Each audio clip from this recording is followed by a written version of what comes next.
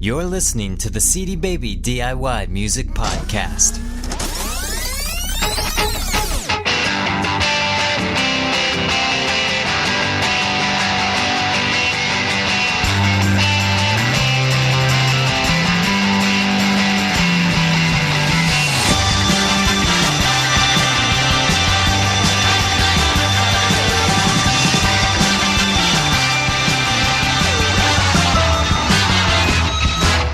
Alright, well, it's a special standalone version of the DIY Music Podcast, Roundtable discussion. My name is Kevin, and of course I have Chris and Robert. Say hello, guys. Hey.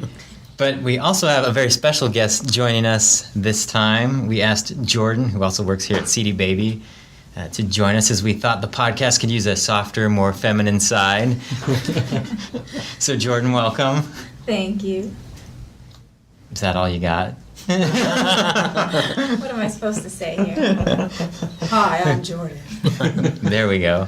But as mentioned in the intro, we decided to save the roundtable discussion that we normally have on the podcast for a separate episode, since after 45 minutes of listening to copyright law talk, we figured it'd be a little bit of overkill. And No, you can listen to us talk about copyright for 45 minutes. We didn't want your brains to fall out of your head, but when I set up this interview with Jeff, I've never really talked to lawyers. I've maybe seen them on TV. I don't know what they're like, and I was worried he would show up in a suit and tie for whatever reason. I don't know, and it just seemed like, great. If he shows up, I'm going to feel intimidated. It's going to be weird. But then, I'm setting up the microphones, getting ready for him to stop by, and I see this guy drifting around in the parking lot. And, here at CD Baby, we're by the train tracks. We get a lot of artists drifting through. We get a lot of homeless people drifting through. We get a lot of homeless artists drifting through. And so I'll go outside and see if this guy's lost. And I thought, wait a minute, this could be Jeff. And it was. And he was dressed just like any other artist would be dressed, just cool T-shirt, jeans. So I was much more relaxed knowing that, yes, I would be able to relate to this guy. It wasn't a suit. It wasn't a suit. I would be, help.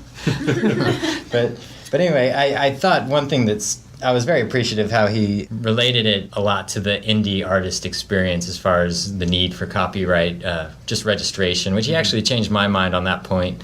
I was thinking how we get so many people that are paranoid at CD Baby about, other folks stealing their music and all this stuff getting ripped off at every corner. And normally I take the attitude of, well, it's recorded, you're safe, you're protected, don't be so paranoid, just get out and promote. But he brought up a lot of good reasons why you should do it, to get those damages if someone infringes upon your copyright. That was really good to hear about. Especially in the situation that he mentioned, just the indie band, that a podcast was using their music and there was an agreement. Ours.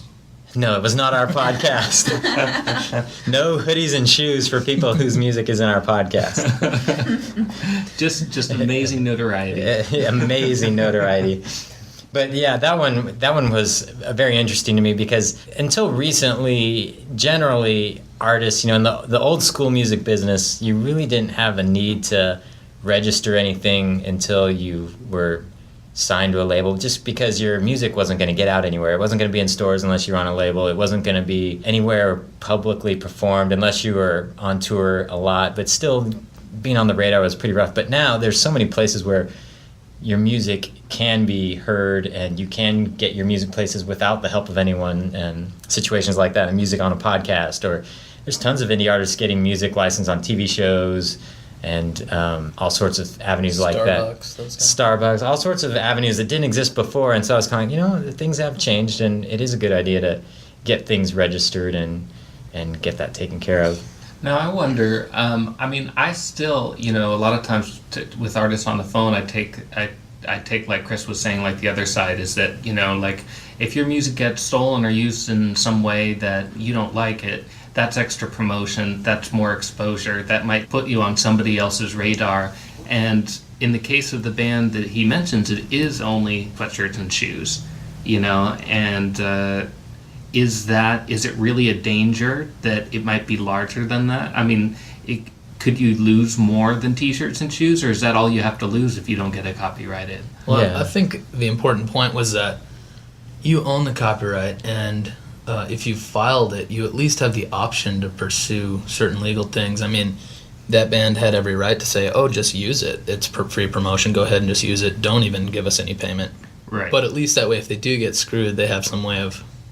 And I think in that particular instance, he didn't say what company he was talking about, but I have a feeling it was a very large company who should have been willing to pay money. Right. And in this instance, they're just saying, we'll give you some of our product. And it was more of the idea of, you should know better. Right. You agreed to that. You need to keep your promises. And I understand. I mean, I don't want the bad guys to get away with being bad or anything, but, and what is it, $45 for? Yep. We'll get into some of the details, but it could be as little as $45. As little as $45. I just, Prices as low as $45. Copyrights. There's so much paranoia that we hear on the phones from artists about their work getting stolen. I don't want to feed that at all. I mean, I think that's not what an artist should be primarily concerned about in the least bit. No, and I think there has to be a good balance. I mean, that was a specific point where the company made a promise. If they had asked them to use it for free, and offered nothing, they may have agreed to it, Right. Since... As long as that's the band's choice. Yeah. Right. And Jeff was one of those where, I think that was the band he was managing. In that situation, if he's the manager, he's also got the legal side of him, and he's going to say, why give away something for free when you've got a valuable enough product that someone will come along willing to pay? And that's a lot of times where people from the business side may have the perspective that the artist might just be, let's just get it for the promotion. But in that case, Jeff did not give me the impression he's like, let's go get him, lawyer, let's burn him down. He just... Yeah. This person made an agreement with the band, and they didn't seem like they were going to be vindictive. They just wanted them to make good on their word. Following through. This is a little off the topic of copyright, but that brings up an interesting point about how it's kind of a buyer's market when it comes to needing songs. I mean, lots of people need songs, but there's so many bands now. So sort of the prices of that you're willing to ask for to license your music are lower. Mm-hmm. Companies that want to use it like that, they're willing to pay sweatshirts. It's like nothing. Yeah. So, and in the future, I plan on having an episode just about music licensing, and because there's a lot of great opportunities for your music that way. And like you were saying, so many companies are realizing, hey, there's great indie artists out there. Why pay Dave Matthews Band or somebody gigantic $50,000 for the usage of this song when I can pay a lot less for an indie band and sometimes nothing? Sweatshirts. Or just promise a sweatshirt. Or just promise sweatshirts. They're in the mail, guys. They're in the mail. Going back to talking about registering, I just wanted to highlight some of the things he said. Jordan, you had some notes about that, didn't you? I did. So all you're really trying to do is just prove the date of when you copyrighted it. So there's different ways that you can do that. You can register with the Copyright Office, which is obviously your best bet because you're covered with the statutory damages, and the burden of proof is also on the potential infringer. Yeah. And which, if you don't have that, then the burden of proof is on you, and you're not covered under those statutory damages. But you can also, there's the poor man's copyright, which is you just stick it in an envelope and mail it to yourself. Certified. Right. Which I've heard people say, yeah, you can do that, and I've heard people say, no, you can't. But copyright exists once you've fixed it in a tangible form. That does verify that tangible form existed back then. Right, but you just need to prove I guess what people say that it doesn't work is it's not going to provide you with those statutory damages that some people, I think, assume that equals. Yeah, and I never thought about that. If you actually decide you want to register, you can find the forms at copyright.gov. They're pretty simple. I was checking them out this week. There's some reading you got to do. It's not like just fill in your name and the album title and the songs and you're done.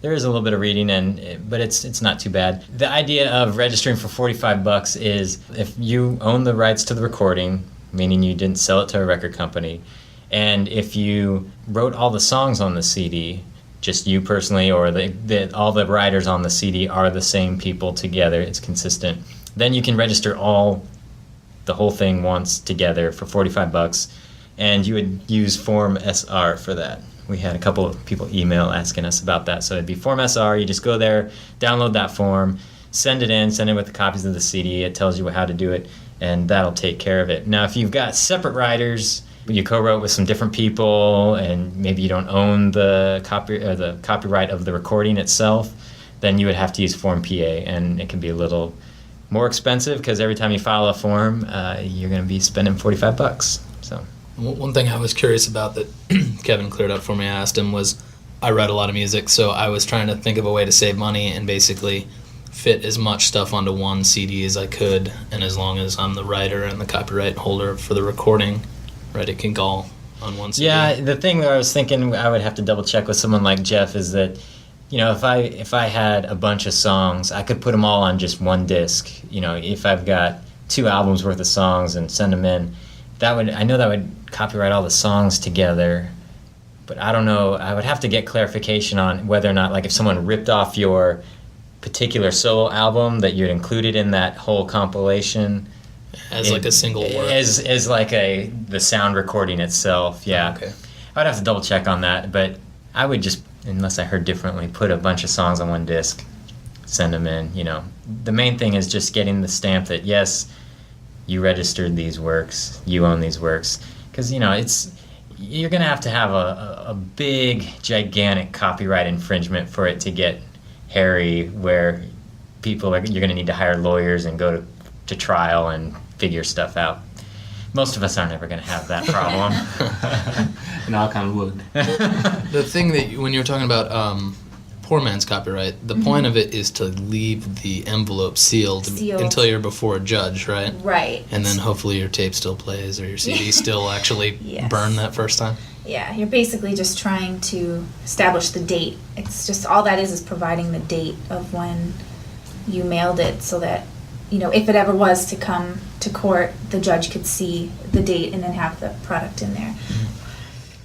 Another topic I know artists that we talk to deal with are the issue of doing cover songs. And, you know, as an artist, I wouldn't take the idea of doing cover songs lightly. One of the questions I asked him in the interview was about, well, I've been playing the song live forever. Why do I have to pay now? And you know, that's something that, you know, he explains that at that point, the club, the venue, whoever you're performing your songs at, they're responsible for paying that. And they do pay blanket license to like ASCAP, BMI, and CSAC. And if you're not familiar with what they do or who they are, check them out on the web and read more about it.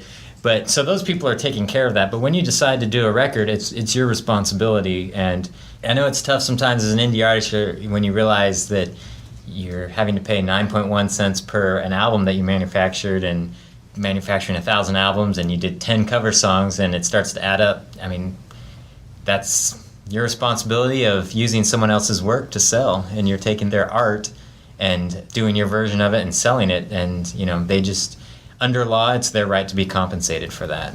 And you wouldn't have an album. Yeah, exactly. If it were not for exactly. those songs. You know, I've talked to artists that were just enraged that they had to do this, and the particular one I'm thinking of, when I finally talked him down, it's like, man, you wouldn't have an album if you weren't doing their songs. They are providing you with your musical career. Where, you know, and I would just encourage people to, instead of doing cover songs, write. You know, just, you know, everyone can start somewhere with writing a song. If you're an artist and you're playing music a lot, you're probably going to pick up more about songwriting than you realize, and just, you know, go for it. I mean, you might still need to do cover songs, but, you know, you'll be better off in the long run if you learn to develop your craft and write your own music. And I think you can use a specific cover song to really put your touch on it, which a lot of artists do, but and, you know, using them sparingly. If you're going to do a whole album of cover songs, you got to pay. And thinking about, like, the resistance to people paying, it's just, imagine if you wrote that song and someone else was, you'd want to get paid for it. So Yeah. I don't understand it. I mean, Yeah, you're paying these people for a gift they've given you, basically. So Yeah, I think most people, it's just the surprise. Usually at the point where they're finding out is after they've already done a record, and you've already spent more money than you budgeted. Right. That's always the case. And then you're going, what? 9.1 cents per song per record? No way. who the hell is this Harry Fox guy? Yeah. I have to pay. There's also the opposite of that too, where I've talked to people who think it's more difficult than it is to do a cover song. You don't have to actually get permission. I mean, anyone has the right to do a cover song. And I've talked to a lot of people, a lot of our artists who think it's more of a process than it actually is, or think that they need more permission than they actually need, or they think they can be denied. Yeah, and I think I mentioned in the interview with Jeff that I know that publishers, I mean, honestly, they don't want to deal with indie artists. I mean, let's just be frank. They don't want to. I'll be Robert. This is so your last podcast. I missed that. It wasn't funny, that's why. Now it is, though. What I was saying is that, honestly, publishers will say you have to use the Harry Fox agency, and honestly, all you need, if all you're doing is a straight cover song where you haven't changed the lyrics, you've just, done a version of that song that fits the style of your band, they have to let you record that song. But honestly, the average indie artist isn't going to generate thousands of dollars of income for that copyright, and so they really don't want to deal with a bunch of different indie artists getting their smaller checks. They just want to get one big check from one company. And so sometimes I know they can be tough to deal with, but like Jeff said, all you got to do is send them notice. If you send it certified mail, they got it. And if they don't get back to you, just make sure you have that money aside, make sure you have accounted for it, and when they come knocking, you say, yeah, I've got it here. You never told me where to send the check, and it's here. And that way you're covered. And we just mentioned the Harry Fox agency, and that's a company that it is easier to do it that way. They have a relationship with most publishers, or a majority of them, and they can help you out, but it's going to be something where they have fees as well, so it's going to be a little bit more money. It's just a matter of what you want to do. Right, because with the Harry Fox agency, you're paying the statutory rate, which is 9.1 cents, and it's not negotiable. So you're basically paying the maximum amount. Whereas if you do negotiate or talk to the publishers, you have the possibility of negotiating a cheaper rate. And Harry Fox also adds fees on top of everything as well. So. And it is all up front, whereas if you're working with the publisher, you pay as you sell, right? Right. At least for downloads. Yeah, well, for everything if you're doing under 2,500 copies of printing your album, which most indie artists are, you end up paying up front for the right to release CDs. And this is with Harry Fox. This is with Harry Fox. If you deal with the publisher directly, you pay as you sell. But with Harry Fox, it is easier for some people just to get it done, get it out of the way. They know it's paid for. They don't have to worry about it. Don't have the accounting nightmare. The one thing where, I'm still telling artists it's better to go straight to the publishers for downloads, because right now Harry Fox requires that you pay for 150 downloads up front. It's different than CDs because you're actually paying for that fact that you just reproduced a copy of that song. So when you make 1,000 albums, whether you sell them or give them away, you've made 1,000 copies of that copyright, and now you owe for that. But with downloads, they do it differently. A download, the copy only exists once someone buys it, but they make you pay up front, and the minimum you can buy, last time I checked, was 150, and that expires every year. So if you only sell 100 downloads, every year you got to keep buying 150, basically copy.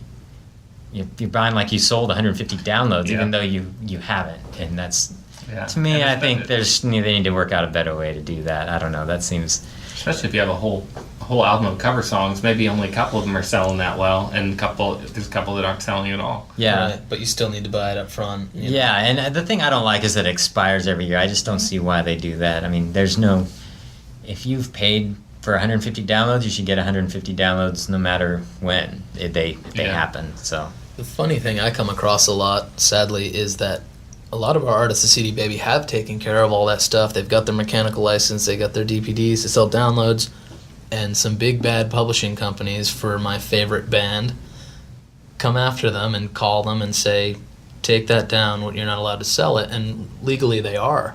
It just so happens that some publishers have more money and they're willing to take you to court, and they'll lose if you have the strength and and fight it out. It's unfortunate that there's a lot of intimidation out there. I think a growing amount of publishers and record companies knowing that the general public just doesn't have the resources and manpower to fight their legal wranglings, and And they might not know all and their rights. and too. you know I think that a publisher that's going to go after an artist that's selling on CD Baby, just like pick through our site and try and find somebody, that's an act of desperation, first of all. I mean, if it's really come to that for them, they're really hurting. But well, this band isn't hurting though. Oh, I don't know who you're talking about. So yeah, there's four guys. you can tell me later. It's tough. I mean, that's where I would always encourage artists to make sure you do it the right way. I mean, after listening to Jeff talk, I got the impression that, you know what, it's probably easy to slide under the radar for most people, but you never know. And if somehow you do end up on someone's radar and you haven't done it legally, they can come after you, and those damages will apply to you. And depending on how desperate they are, they can go after you for them, and you can end up in a lot of trouble. And it is unfortunate. That seems like has been the music industry's kind of last resort as of late, with the file sharing and things like that. And instead of solving the problem or adjusting business models to match where culture is going, not just, I think that there's a shift in how music will be distributed and how people enjoy music is changing, right. Not just beyond downloads, how people consume music, that instead of trying to keep the stranglehold on the old model, if they had embraced new models, that those things may not be as big of an issue, but it's Definitely. Unfortunate. And Jordan, we have a link to on our resources page at cdbabypodcast.com to a documentary that you watched last night called Good Copy, Bad Copy. It was interesting. It seemed like the general idea of a lot of people that they were interviewing were really for copyright not being as long. They were really against it being the life of the author plus 70 years or 95 years, whichever you're looking at. And it was really interesting to hear their arguments, and like someone from Creative Commons, I can't think of his name. That's okay.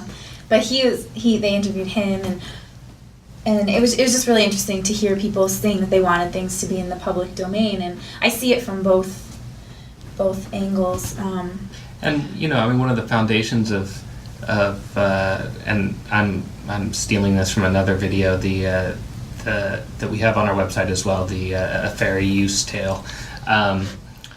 He did say that properly. It's called A Fair Use Tale. It's a cartoon about fair use. It's a little hard to follow. I had to watch it twice to get the gist of it. But that in order for us to, progress as a culture, we have to be able to, use and comment on the ideas and productions and literature and media of the past. And if we can't use that material, then it's going to be much harder for us to progress, and possibly impossible. I think it actually might be impossible for us not to use that material, because it is just, you can't. If Shakespeare had a 500 year copyright on his material, like what would our culture be like? Or yeah, and I was reading online. It might have been someone commenting on the Good Copy, Bad Copy, which is the name of that documentary. I don't know if I mentioned it, but there's people that are trying to in Congress trying to make it indefinite. I'm sure they've got that Copyright Extension Act that he referred to, the Sonny Bono law, also you'll see it referred to as the Mickey Mouse law. I mean, it scares companies like Disney to death that their copyright, their main trademark symbol, is going into the public domain. I mean, right. that's huge. I mean, can you imagine it being completely legal for you to print up anything you wanted with Mickey Mouse on it and sell it and use that image however you please? I mean, that would mean you could use it for your business. I mean, right. It would be completely public property. Well, I think in my opinion, I think it is public property. It should be by now, because it's part of our consciousness. It's part of our world, like from, the time you're 1 year old to the time you die, who Mickey Mouse is. And he's, he's a useful character in as far as explaining a certain kind of culture, It's tough, though. I mean, it's one of those issues that I have a feeling where it's going, and I truly don't know where I really stand on it, because I have some copyrights that are out there. I've made some money off of them, and at the same time, I've I've also burned CDs. I've done those things. It's like, I don't want to pay for that. It's just give me that CD and let me burn it. And at the same time, I'm like, don't burn my CD. You go buy it. So I understand both sides of it, and it's just one of those things where I truly don't know what I think. I know the indefinite thing, them making it where things never expire from public domain. That's just pointless. I mean, no matter what law they pass, 10 years from now, someone will overturn that. I mean, because, or like you were saying. I hope they don't get to the point where they make laws that are so ridiculous that the whole idea of protecting something is thrown out the window because no one's ever going to follow that law anyway. Right. And it seems like that's where Creative Commons kind of steps in. Yeah, and I didn't prepare enough about Creative Commons before this one, but I hope to have somebody from there on the podcast eventually to explain what they're doing, because they're an organization that's trying to give other options as far as copyright and making it. They have several different ways you can have your music listed, but it gives people the option to distribute music freely as long as they're not selling it. And there's different ways you can do it, and you get to choose your own guidelines and how you want people to use your copyrighted material. Yeah, and so there's definitely new ways of thought out there, and I think they're an organization that is doing a good job of trying to give artists and people other options, so it's okay for people to share their music, and it's just as long as they're not selling it or whatever the artist wants, and not just someone in Congress who's got lots of lobbyists taking them to dinner making their opinions for them, and so. And you will see that there are a lot of artists out there and bands that are offering their music license free, or offering their music. They'll sell the album, but then they'll give you permission to use it in your artwork, which is, I mean, it's.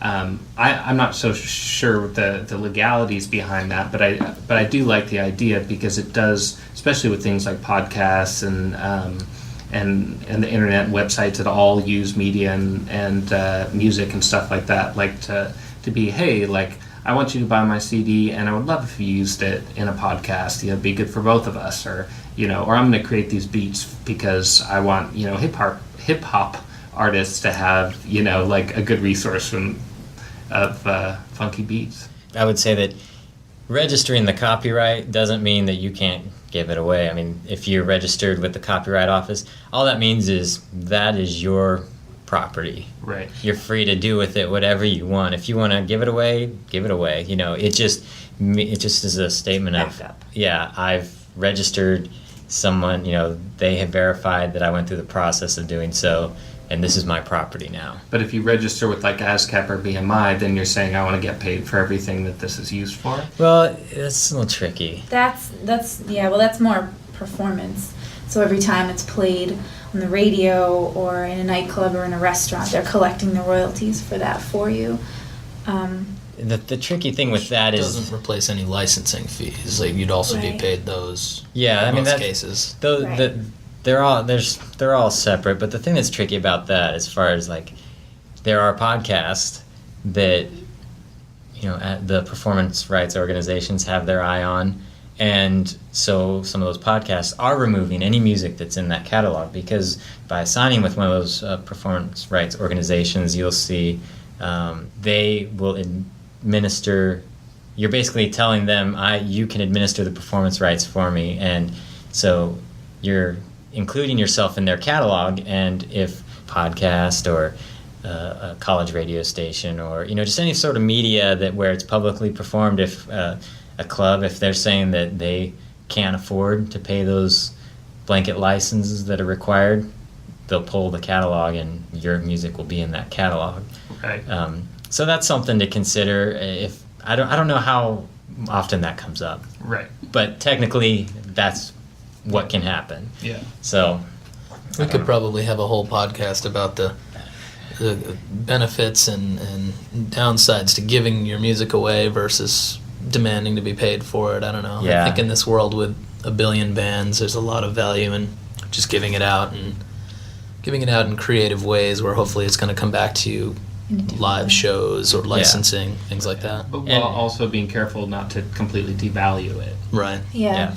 And I think, episode 4 where we talked to Dan Zanes, I mean, he mentioned how he gave a ton of music away. Obviously, it's not hurting him. I mean, I think there's a point where you got to decide, am I trying to get in the record business or am I trying to have a music career? Right. Mm-hmm. And sometimes there's a difference, As an artist, am I trying to be known for my art? Sometimes that means I get paid, sometimes it means I don't. Or am I trying to sell records? Yeah. And sometimes the idea of, no, I will only sell my records means, well, then you're not going to get known for your art because you don't have the means to let people know about your art. So I know I had a conversation with my brother where we were talking about releasing this album, and I was like, I just want to give it away, because I was like, what's the, we're only going to make maybe 1,000 copies, and the money that we're going to make back is really not, it's not going to move us all that much more forward, it'll be, and especially it'll probably prevent, if we charge $15 for the CD or whatever, it's probably going to prevent a lot of people from ever hearing it. And I know that our first CD we did sell it for like $10, and it never got, we got rid of maybe 200 of the 1,000.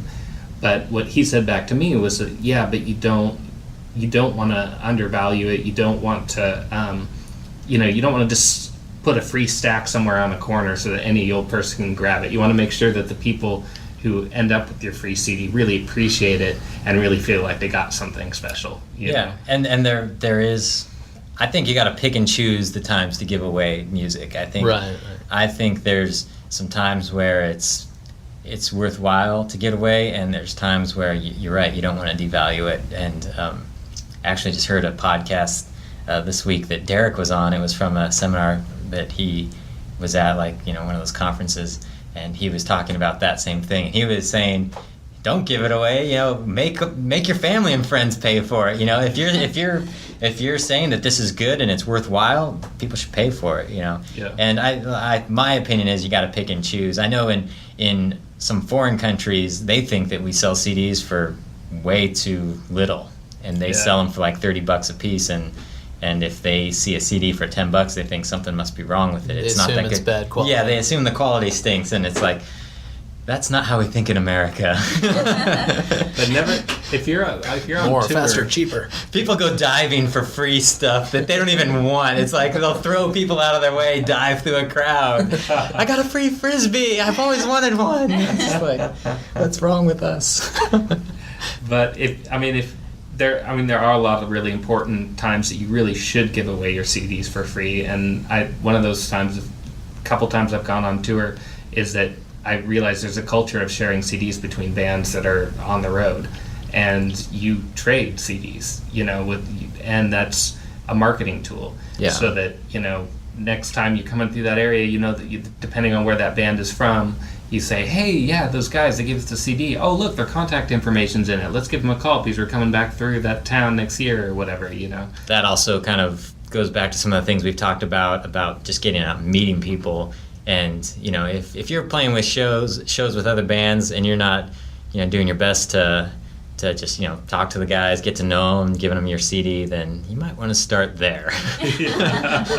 Well, that same approach on tour could be worthwhile just with a few fans that are in the audience if you're at a point where you're just starting on tour, because giving that music to those people, they might give it to some friends, and next time you come through town, all of a sudden there's 10 or 15 more people in the audience. So. Yes, especially if you're playing a city that you've never been to before, you don't know when you're going to be back. That'll help seed the possibility of returning if you take the time to meet some of the fans, people that came out to the show, if you're opening for somebody who's bigger in that town, and just giving them some CDs. And I think that's a time where it's good to give it away because you have an intention of why you're doing it. And the returns are so much bigger than the $50 you lost by, giving them out if it's 5 CDs or whatever. So.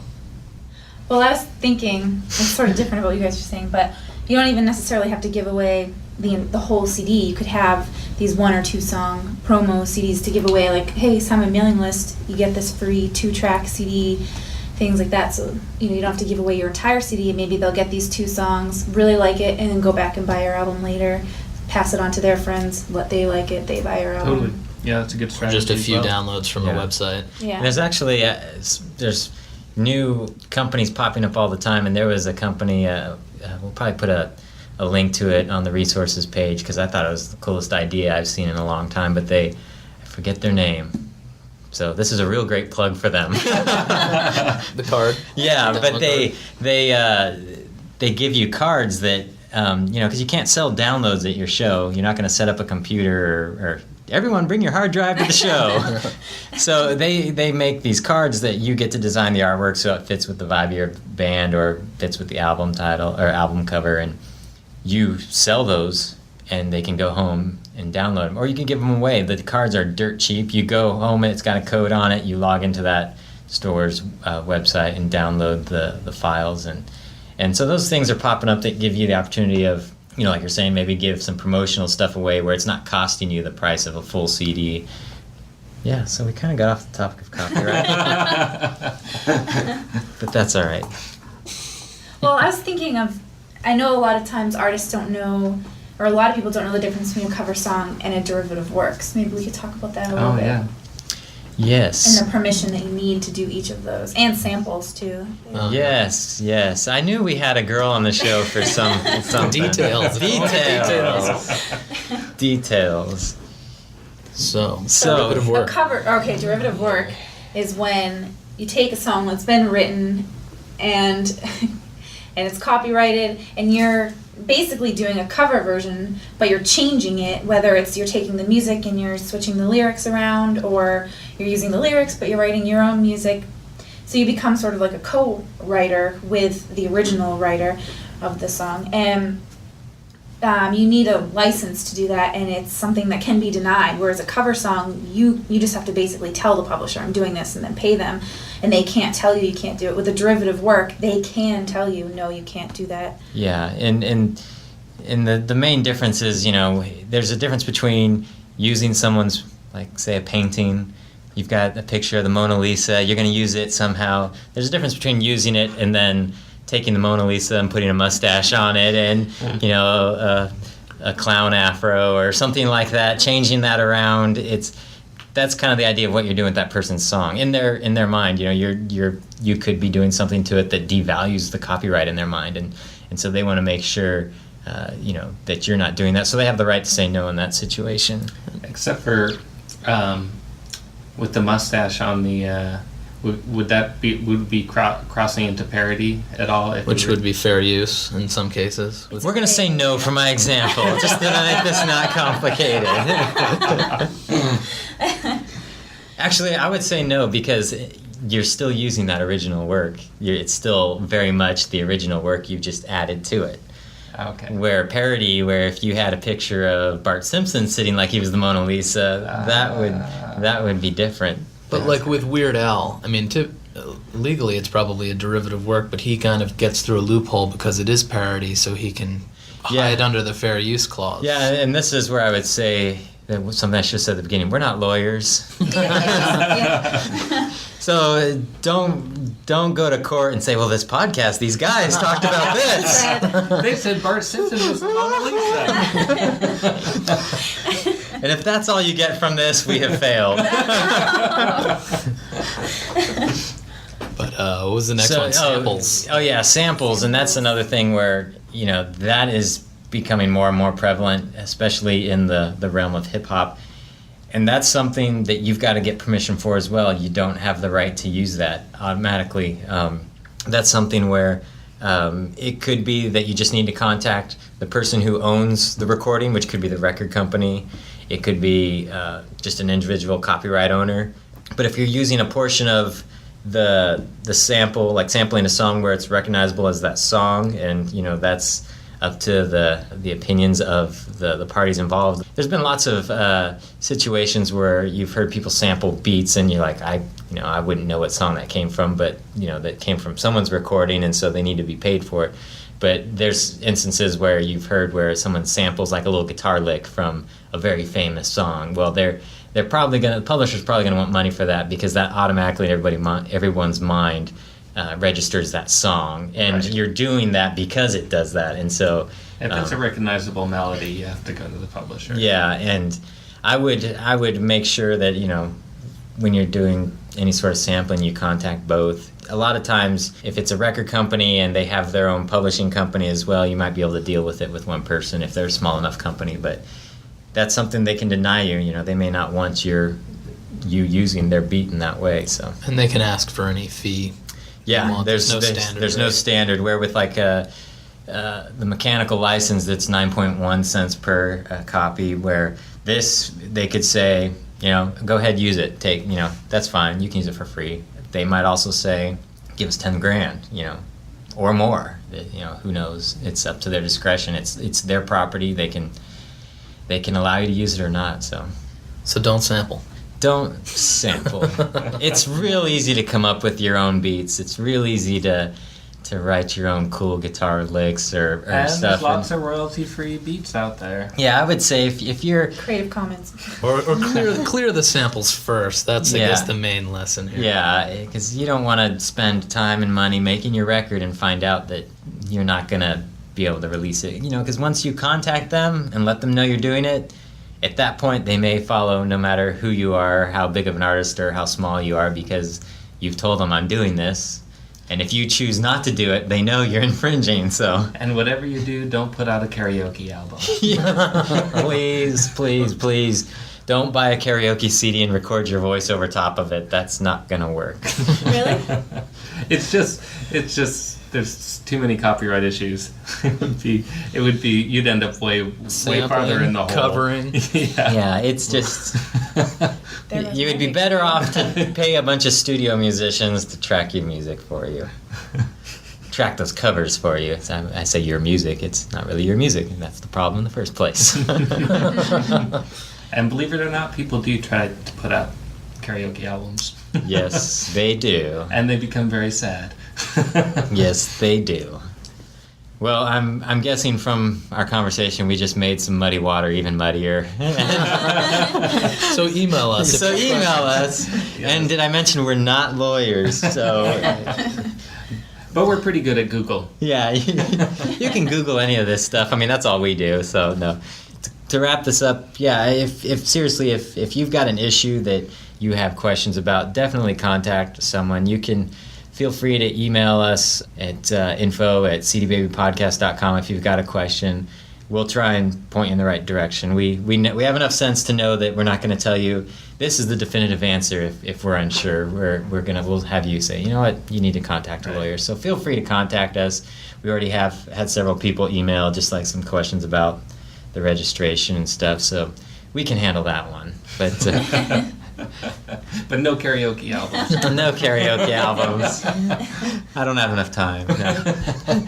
So yeah, feel free, questions, comments, emails, and the resource page is coming together nicely. We do have a lot of links under the legalese section that we have a link to the documentary we mentioned, Good Copy, Bad Copy. We have a link to the fair use tale.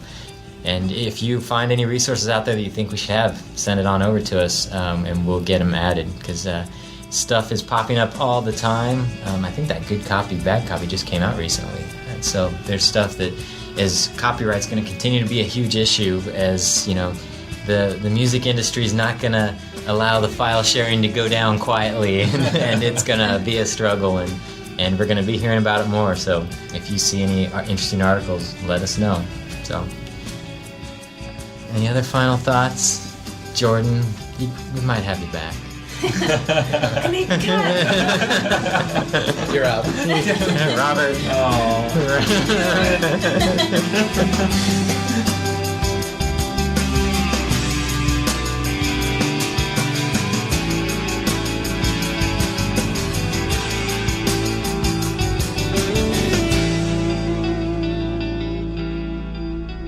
You've been listening to the CD Baby DIY Music Podcast, broadcasting from Portland, Oregon, USA.